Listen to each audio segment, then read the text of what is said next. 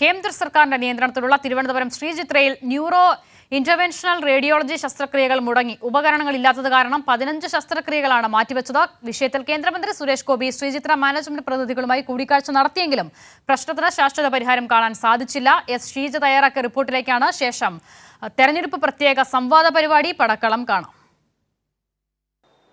ശ്രീചിത്ര ഇൻസ്റ്റിറ്റ്യൂട്ടിലെ ചികിത്സാ പ്രതിസന്ധിക്ക് പരിഹാരമായില്ല എന്ന് തന്നെ വേണം പറയാൻ. കാരണം ഇതുമായി ബന്ധപ്പെട്ടുകൊണ്ട് നിലവിൽ ഉപകരണങ്ങളുടെ ക്ഷാമം അത് കാരണമാണ് നിലവിൽ ശസ്ത്രക്രിയകൾ മുടങ്ങുന്ന സാഹചര്യം ഉണ്ടായത്. 3 ദിവസത്തെ 15ഓളം ശസ്ത്രക്രിയകളാണ് മുടങ്ങിയത്. ഇത് രോഗികളെ വലിയ തോതിലാണ് ദുരിതത്തിലാഴ്ത്തിയത്. പ്രത്യേകിച്ചും തിരുവനന്തപുരത്ത് നിന്നുള്ള രോഗികൾക്ക് പുറമെ തമിഴ്നാട്ടിൽ നിന്നും കേരളത്തിന്റെ തന്നെ വിവിധ ജില്ലകളിൽ നിന്നുള്ള നിരവധി രോഗികളാണ് ഈ ശ്രീചിത്രയെ ആശ്രയിച്ച് ഇവിടെ തിരുവനന്തപുരത്തേക്ക് എത്തുന്നത്.